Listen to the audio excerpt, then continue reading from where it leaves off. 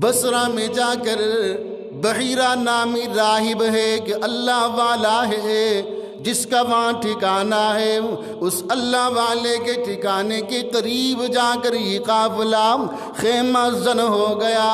وہ جگہ، وہ مقام یہ ایسا تھا، قافلے آیا کرتے تھے، ٹھہرا کرتے تھے، واپس چلا جایا کرتے تھے۔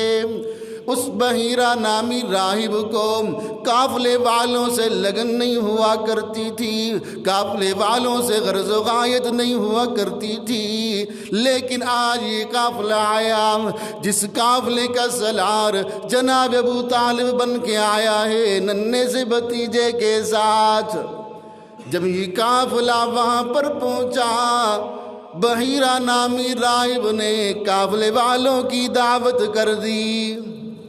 لوگ حیران ہو گئے، لوگ پریشان ہو گئے۔ یہ تو راہب اللہ کی مستی میں مگن ہوا کرتا تھا، اسے کسی قافلے کی فکر نہیں ہوا کرتی تھی۔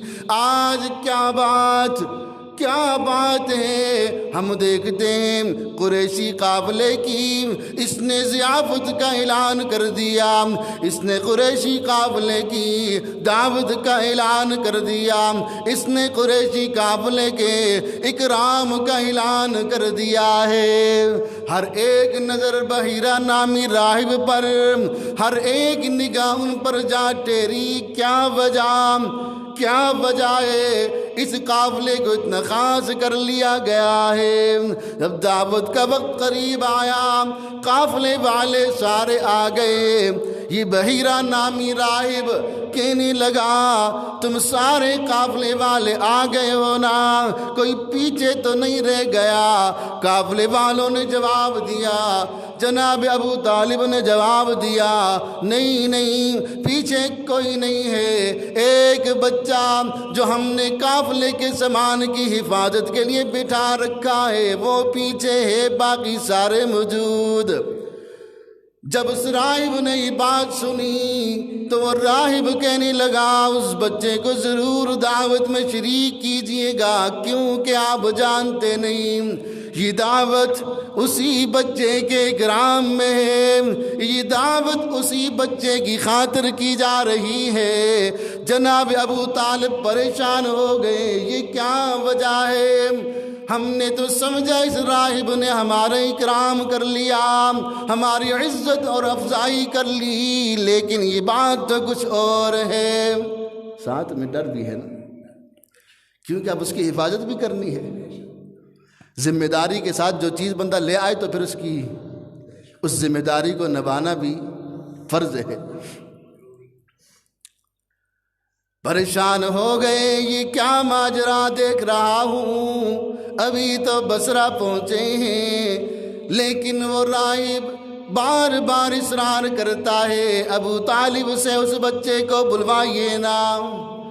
جناب ابو طالب نے جب بچے کو بلوایا، ننھے سے محمد کو بلوایا، جب یہ ننھا سا محمد اس راہب کے قریب آیا تو راہب بغور مشاہدہ کرنے لگا، غور سے اللہ کے محبوب کا دیدار کرنے لگا، دیدار کر رہا ہے، غور کر رہا ہے، کیوں کہ سر سے لے کر پاؤں تک تنویر ہی تنویر ہے، سر سے لے کر پاؤں تک تنویر ہی تنویر ہے، جیسے منہ سے بولتا قرآن وہ تقریر ہے، چہرہ مصطفیٰ دیکھ کر، چہرہ مصطفیٰ دیکھ کر سوچتی ہے یہ دنیا کیسا ہوگا وہ مصور جس کی یہ تصویر ہے۔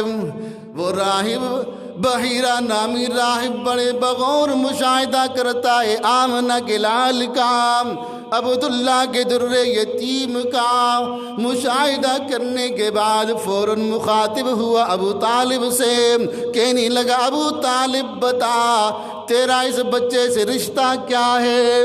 ابو طالب نے فوراً بتلا دیا یہ میرا بیٹا ہے۔ وہ راہب کہنے لگا ابو طالب نانا ایسا نہیں ہو سکتا، میرا علم، میرا بصیرت اس بات پر گواہی نہیں دیتا کہ یہ تیرا بیٹا ہو۔ علم کہاں تک انسان کو لے جاتی ہے۔ وہ راہب کہنے لگا ابو طالب یہ تیرا بیٹا نہیں ہو سکتا۔ جناب ابو طالب کہنے لگے کیوں؟ وہ راہب کہتا ہے میرے علم و بصیرت کے مطابق یہ آپ کا بیٹا نہیں، کیونکہ میں نے اس بچے کو دیکھ لیا ہے، میں نے بغور اس کا مشاہدہ کر لیا ہے، یہ آپ کا بیٹا نہیں ہو سکتا۔ کیوں؟ کتابوں میں ہر بات لکھی ہے، اور جس نے وہ پڑھی ہوئی ہوں گی تو وہ جان لے گا، اسے خبر ہوگی۔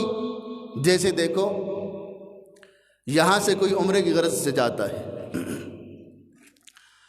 اب یہاں جب ٹریننگ ہوتی ہے نا، انہیں ساری باتیں وہاں کی بتلائی جاتی ہیں۔ وہاں پہ تم نے جا کر کیا کرنا ہے، طواف کیسے کرنا ہے، صفا مروہ کی سعی کیسے کرنی ہے، مینا کیسے جانا ہے، مزدلفہ کیسے جانا ہے، ہر بات سمجھائی جاتی ہے۔ جب وہاں وہ جاتے ہیں ذہن میں وہ بات آ جاتی ہے، ہمیں بتایا تھا کہ طواف کعبہ کیسے کرنا ہے، صفا مروہ کی سعی کیسے کرنی ہے، کہاں سے شروع کرنی ہے، کہاں پہ۔ اب علم یہاں سے انہیں ہو جاتا ہے، انہیں بتلا دیا جاتا ہے۔ ایسے ہی جب اس نے دیکھا، اس بچے کا مشاہدہ کیا تو جان گیا یہ تو عام بچہ نہیں ہے، یہ تو کوئی خاص بچہ ہے۔ اب جناب ابو طالب کو اس راہب نے لات اور عزا کی قسم دے کر پوچھا ابو طالب تجھے لات اور عزا کی قسم بتلا یہ بیٹا تیرا کیا لگتا ہے؟ یہ بات کی ساتھ میں کھڑے ننھے سے محمد کو غصہ آ گیا۔ راہب سے کہنے لگے میرے سامنے لات اور عزا کا نام مت لینا۔ وہ راہب کہنے لگا یہ تو ہماری خدا ہے، یہ کیوں روک رہے ہو؟ ننھا سا محمد ہمیں عقیدہ توحید سکھلا رہا ہے، مجھے بچپن ہی سے اوائل عمر ہی سے لات اور عزا سے نفرت ہے، اس وجہ سے نفرت ہے جب میں ان کے سامنے سے گزرتا ہوں تو میں اپنا چہرہ انور بھی پھیر لیا کرتا ہوں، اس لیے میں یہ گوارا نہیں کرتا کہ میرے سامنے کوئی ان کا نام لے۔ اب راہب کے دل کے اندر یہ بات آ گئی، ساری دنیا سے کٹا کر رب سے جوڑنے والی ایک ہی ہستی ہوگی جو اللہ کے محبوب نبی آخر الزماں ہوں گے، پیغمبر اعظم ہوں گے، یہی بچہ۔ اس میں پیغمبرانہ صفات میں راہب دیکھ رہا ہوں، اور یہ وہی بچہ ہے جس کا شدت سے دنیا کو انتظار ہے۔ ابو طالب کو بتلایا گیا ابو طالب میری بات تو سن، ننھا سا محمد کھانا کھا رہا ہے، تو میرے قریب آ جا۔ بتلایا گیا یہ بچہ کوئی عام بچہ نہیں، یہ بڑی شان والا، یہ بڑی شان والا ہے۔ ابو طالب کہنے لگے کیوں، کیسے، کیا ہوا؟ وہ راہب جواب دیتا ہے جب آپ کا قافلہ شام کے شہر سے نکل کر بصرہ کے شہر میں داخل ہو رہا ہے، میں راہب اس قافلے کا نظارہ کر رہا ہوں، دیکھتا کیا ہوں، آسمانوں سے ایک بادل کا ٹکڑا اس بچے پہ سایہ فگن ہو کر اس کے ساتھ ساتھ چل رہا ہے۔ ابو طالب تو جانتا نہیں، تجھے خبر نہیں اس کے شان اور مقام اور مرتبے کی، یہ بڑی شان اور مقام والا بچہ ہے، اس کی حفاظت کرنا۔ ابو طالب جس وقت تم بصرہ میں پہنچے، بصرہ کے شہر میں داخل ہوئے، میں راہب کیا دیکھتا ہوں، بصرہ کے اندر شجر و حجر سجدہ ریز ہو جاتے ہیں۔ کیوں سجدہ ریز ہو جاتے ہیں؟ کس کے سامنے سجدہ ریز ہو کر شکر کس کا ادا کرتے ہیں؟ اللہ کا۔ کیوں سجدہ کرنا ہے تو یوں کر، سر کو سجدے میں جھکا، سجدہ کرنا ہے تو یوں کر، سر کو سجدے میں جھکا، سر خدا کے واسطے، دل مصطفیٰ کے واسطے۔ ابو طالب جب یہ قافلہ بصرہ میں پہنچا، شجر و حجر میں نے سجدہ ریز ہوتے ہوئے دیکھے ہیں، اس کو بھی چھوڑ۔ اس کے بعد یہ قافلہ چلتے ہوئے سامنے درخت کے نیچے خیمہ زن ہو گیا۔ میں راہب دیکھ رہا ہوں، اس درخت کی ٹہنیاں بھی جھک جھک کر اس بچے پہ سایہ فگن ہو رہی تھی۔ ابو طالب یہ بچہ کوئی عام بچہ نہیں ہے۔ جب قریب جا کر دیکھا، اس راہب نے آمنہ کے لال کے دونوں شانوں کے درمیان مہر نبوت بھی دیکھ لی۔ جب مہر نبوت دیکھی، خوشخبری فوراً سنا دی ابو طالب کو، رئیس قافلہ تجھے مبارک ہو، یہ وہی بچہ ہے جس کا دنیا کو بڑی شدت سے انتظار ہے، یہ وہی بچہ جو نبی آخر الزماں ہوگا، جو پیغمبر اعظم ہوگا۔ میں کب سے دیکھ رہا ہوں، اس میں پیغمبرانہ صفات ہی مجھے مل رہی ہیں۔ ہر بات نرالی، ہر ادا نرالی، ہر بات کے کرنے کا انداز نرالا، اس کا اخلاق نرالا، اس کا کردار نرالا، اس کی گفتار نرالی، اس کی چال نرالی، اس کی ڈال نرالی۔ یہ آمنہ کا لال مجھے لگ رہا ہے، اس لیے ابو طالب اس کی حفاظت کرنا۔ بلکہ میں تجھے یہ بتلا دوں، اگر اس ننھے سے بچے کو لے کر تو آگے گیا، ایسا نہ ہو یہودی دیکھ کر اسے قتل کر ڈالیں گے، لہذا میرا مشورہ یہ ہے تو اسے واپس بھیج دے۔ آگے ساتھ لے کے جائے گا تو پھر آگے یہود و نصارہ ایمان والوں کے دوست نہیں ہو سکتے ازل سے۔ ہماری تو دوستیاں ہیں نا، لیکن ازل ہی سے وہ دوست نہیں بن سکتے۔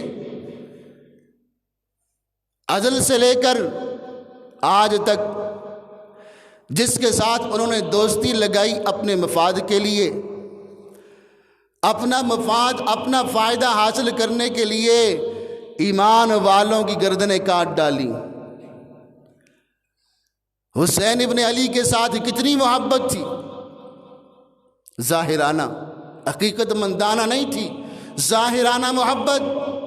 کوفہ میں بلا کر کیا کیا، کیسے حسین ابن علی کو تڑپایا، ان کا مشن پورا ہو گیا، ان کا مقصد پورا ہو گیا۔ وہ اپنا مقصد پورا ہونے کے بعد ایمان والوں کے ٹکڑے کرتے ہوئے خوش ہوتے ہیں، اور جب مقصد پورا نہ ہو اتنی عزت، اتنی حوصلہ افزائی کرتے ہیں کہ ایمان والا اپنی طرح سمجھتا ہے نا، جس طرح میرا دل صاف اور شفاف ہے، یہ محبت بھی دل و جان سے کر رہے ہیں۔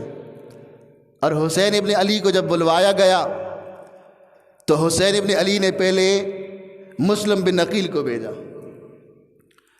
اور مسلم بن عقیل کا استقبال کیسے کیا ان ظالموں نے؟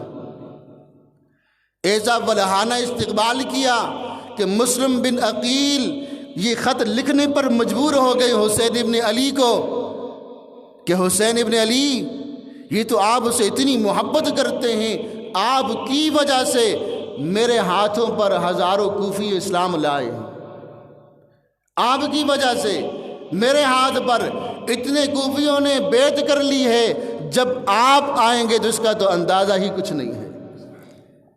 یہ تو ان کی رائے تھی، ان کی محبت، ان کا شوق، ان کا جوش تھا، لیکن ان کے اندر کی یہ بات تھی کسی نہ کسی بہانے حسین ابن علی کو یہاں لایا جائے۔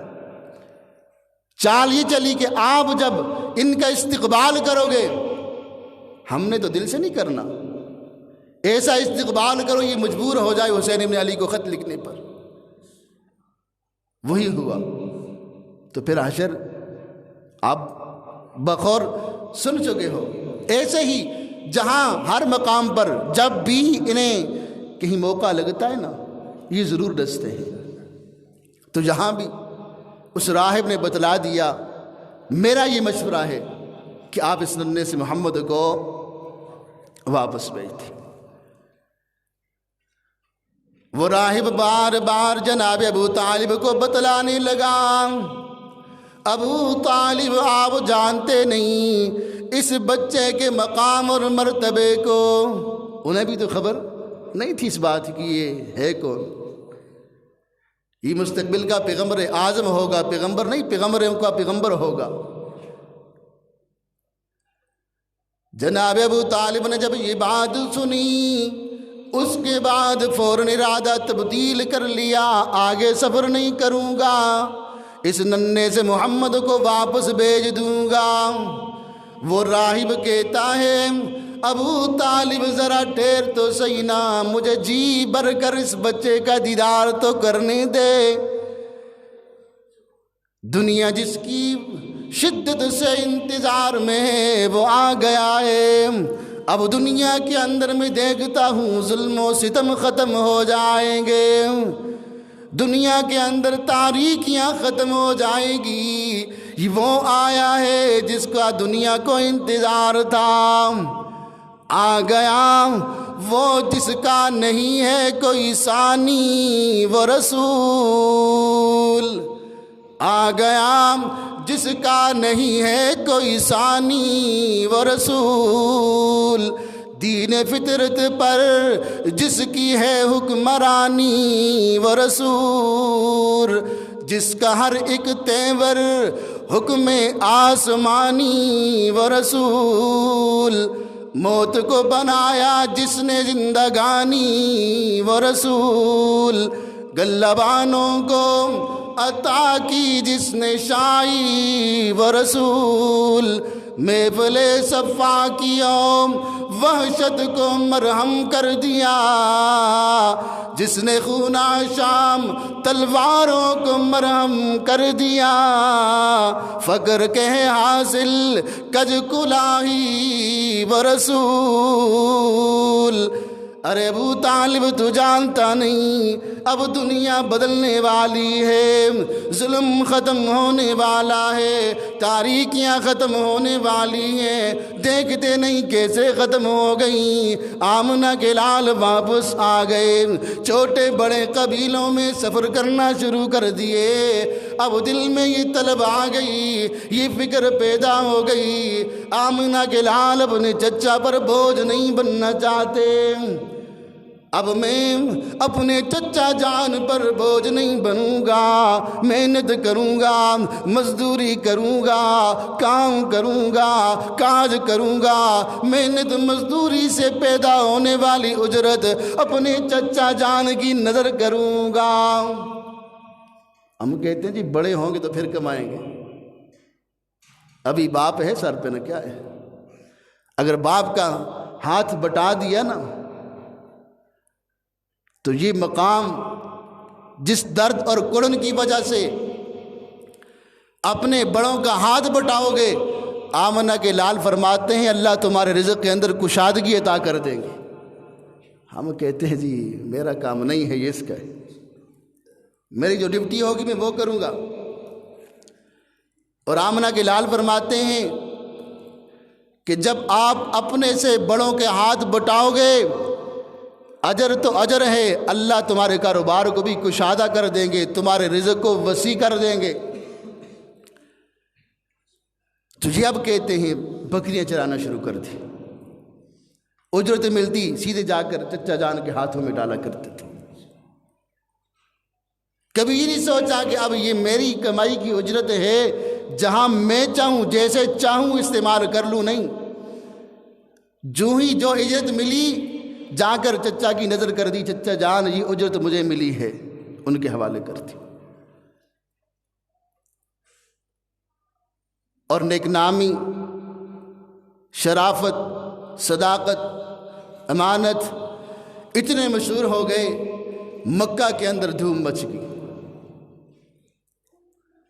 ہر ہر گھر کے اندر آمنہ کے لال کے تذکرے ہونے لگے، لوگ آمنہ کے لال کے ساتھ کاروبار کرنے کو باعث فخر سمجھا کرتے تھے۔ یہ کون ہے؟ مکہ والے جان گئے مکہ والے یہ جان گئے یہ ننازہ محمد تو اوائل عمر ہی سے کاروباری قافلوں میں تجارت کی غرض سے آیا جایا کرتا تھا، ایمانداری کے ساتھ تجارت کرتا ہے، ایمانداری کے ساتھ کام کرتا ہے، دینداری کے ساتھ کام کرتا ہے، نفع ہی نفع ہوتا ہے۔ آج ہم اپنا کام کرتے ہیں، کاروبار کرتے ہیں، نماز،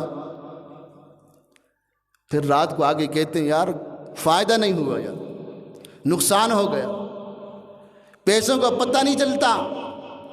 ان پیسوں کا کیسے پتہ چلے جس پیسوں کے اندر تو دن کو کام کرتا ہے؟ اللہ نے تجھے حکم دیا ہے اس کام کے ساتھ میرے احکام کو تو پورا کر، تیری ساری ضرورتوں کو میں اللہ پورا کروں گا۔ ہم پورا کرتے نماز نہیں، سب سے پہلی بات نماز، کام کے اندر، کاروبار کے اندر، کھیتی باڑی کے اندر نماز کا وقت ہوتا ہے، اللہ کا منادی پکارتا رہتا ہے، مؤذن رسول بار بار پکارتا ہے، ہم کہتے ہیں ہم فارغ نہیں ہیں۔ پوچھو نا کسی سے، بھائی نماز میں نہیں نظر آئے، فارغ نہیں تھا جی، آئے جس کام کے لیے اس کو چھوڑ دیا۔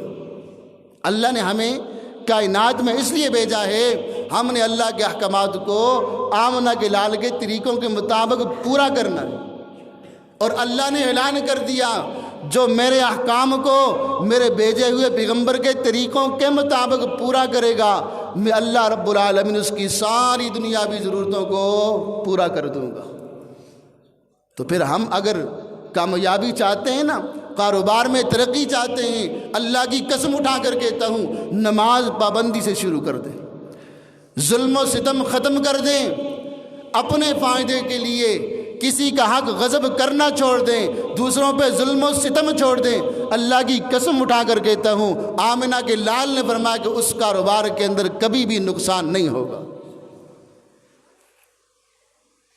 تو ہم عزم کریں انشاءاللہ اپنے کام کاروبار کے ساتھ نماز کو نہیں چھوڑیں گے، انشاءاللہ نماز پڑھیں گے انشاءاللہ۔ جب نماز پڑھیں گے اللہ کی قسم کاروبار میں برکت، زندگی میں برکت، کاروبار میں برکت، اللہ اس کاروبار کی وجہ سے آپ کو ایسا مقام اور مرتبہ عطا فرمائے گا۔ آمنہ کے لال نے فرمایا کہ دیکھو میں محمد بھی یہ کاروبار کر رہا ہوں لیکن دل سے، اگر میں نے بکریاں چروائی ہیں ان کو اپنا سمجھ کر چروائی، یہ نہیں سوچا بکریاں فلاں کی ہیں میں چرواہا ہوں، نہیں یہ میری ہے۔ جب تم بھی کوئی کام کرو گے اس کام کو اپنا سمجھ کر کرو گے، نقصان ہو رہا ہوگا تمہیں نظر آئے گا، ہم کہتے ہیں یہ تو مالک کا ہو رہا ہے، میرا کیا ہے جی، میں نے تو شام کو دیہڑی لینی ہے، یہ تو مالک کا نقصان ہے، نفع ہو یا نقصان، میں نے شام کو 1000 روپیہ، آمنہ کے لال نے فرمایا یہ کبھی کامیاب۔ اور یہاں ایک علماء نے ایک نکتہ لکھا ہے، ایسا شخص جو اب کسی کے کاروبار کے اندر اس کا نقصان برداشت کر لیتا ہے کبھی وہ اپنا کاروبار نہیں کر سکتا۔ علماء نے لکھا ہے نکتہ یہ کہ جو دوسرے کے نقصان کو اپنا نقصان نہیں سمجھ سکتا وہ کبھی بھی اپنا کاروبار نہیں بنا سکتا، اگر کاروبار بنا لے اس کے اندر کبھی کامیاب۔ اور میں نے یہ آزما کے دیکھا، آپ بھی اس پہ مشاہدہ کر لیں، دیکھ لیں، کسی پہ آزما کر دیکھ لیں، اور جو دوسرے کے کام کو اپنا کام سمجھ کے کرے گا پھر دیکھنا اس کو اللہ کیسی عزتوں سے نوازتا ہے۔ اب یہ نناسی محمد آمنہ کے لال عبداللہ کے در یتیم 20 برس کی عمر کو پہنچ گئے، فکر معاش لائق ہو گئی، کام کاج کی محنت سامنے لے آئے، چچا پر بوجھ بننا گوارا نہ سمجھا، چچا جان کثیر الاولاد ہیں، میں بھی بوجھ بن جاؤں یہ میرا ایمان گوارا نہیں کرتا۔ اب قافلے والوں کے ساتھ آتے جاتے دیکھ رہے ہیں کاروبار کیسے ہو رہا ہے۔ جس وقت 20 برس کو پہنچے آمنہ کے لال کی زندگی کا پہلا سفر جو اپنے چچا کے بغیر کر رہے ہیں، اپنے عزیز و اقارب کے بغیر پہلا سفر جب وہ قافلے کا وقت قریب آ گیا، مکہ والے تو سمجھ گئے مکہ والے تو جانتے تھے ہم اس ننھے سے محمد کو جانتے ہیں. کیوں اہل مکہ آقا نامدار کی شرافت، صداقت، امانت، ذہانت، فطانت، معاملہ فہمی، اخلاق و کردار و گفتار کے بہترین نمونہ کو جانتے تھے. اس لیے کاروبار کی بنا پر خوش ہو کر آپ کا ساتھ دینا شروع کر دیا. اب یہ قافلہ روانہ ہو گیا. قافلے کے روانہ ہونے سے پہلے سارے عزیز و اقارب بھی جمع ہو گئے. چچا بھی سامنے کھڑے ہیں، خالائیں بھی سامنے کھڑی ہیں، چچیاں بھی سامنے کھڑی ہیں، دوائیں دے رہی ہیں، دوائیں دے رہی ہیں. کوئی بلائیں لے رہا ہے، کوئی دوائیں دے رہا ہے. اللہ اس ننھے سے محمد کو کامیاب کرنا. ساری آنکھیں نم ہیں، رو رہے ہیں. آج کل تو نہیں، پہلے جب کوئی کراچی بھی جاتا نا یا باہر کوئی جاتا ہے، اسے رخصت کرنے کا وقت آتا ہے تو اس وقت لوگوں کی آنکھوں میں آنسو ہوا کرتے تھے، رویا کرتے تھے کہ اگر باپ اپنے جگر کا ٹکڑا جدا کر کے اسے کراچی بھیج رہا ہے، باہر کہیں بھیج رہا ہے تو اسے دکھ ہو رہا ہے. اب بیٹے کو سینے سے بھی لگا رہا ہے، حوصلہ افزائی بھی کر رہا ہے اور ساتھ رو بھی رہا ہے.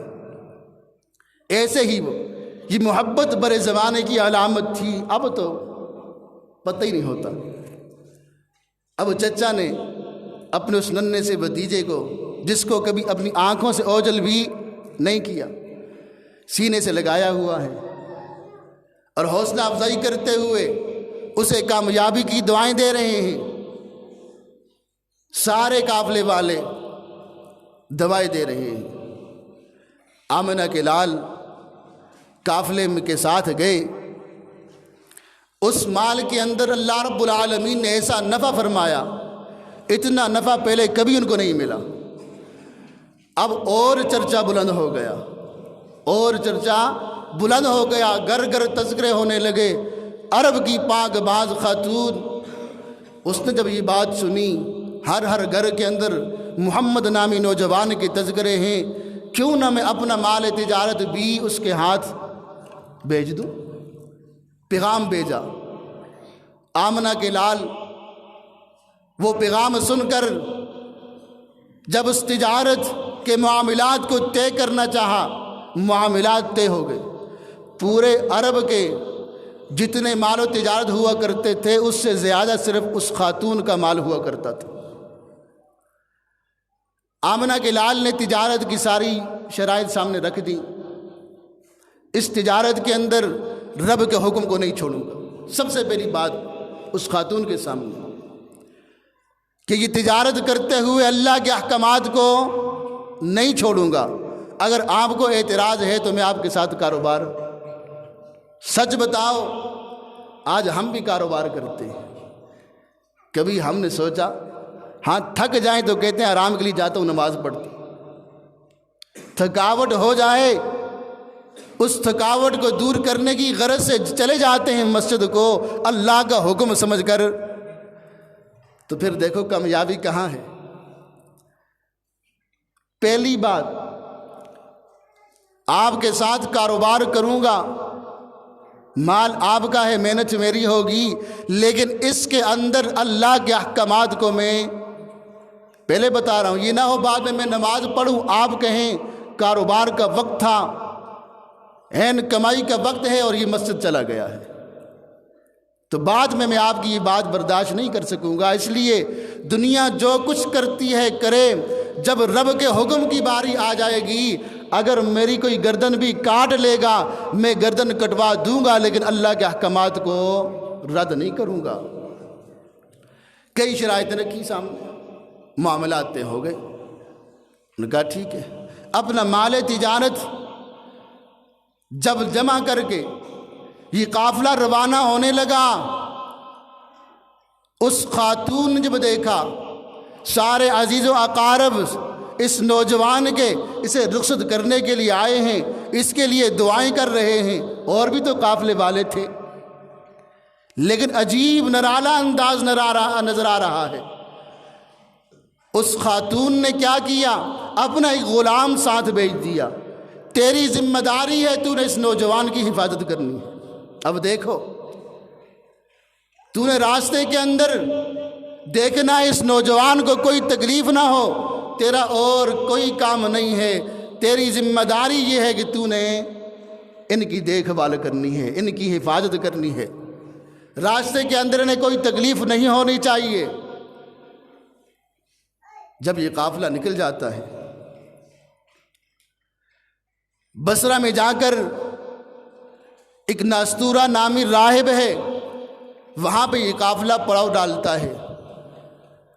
تو قافلے کے پڑاؤ ڈالنے کے بعد وہ راہب آ کر اس غلام سے پوچھتا ہے، جس قافلے کے ساتھ تو آیا ہے، میں نے سنا ہے اس قافلے میں ایک نوجوان ہے جس کے تذکرے بڑے ہو رہے ہیں، جس کو اب بڑا مقام ملا ہوا ہے، تو جانتا ہے؟ اس غلام نے کہا ہاں، میں اسی کی حفاظت کے لیے آیا ہوا ہوں۔ باقی بات انشاءاللہ آئندہ جمعہ عرض کروں گا۔ اللہ تعالیٰ سے دعا ہے اللہ مجھے بھی اور آپ سب کو بھی اپنے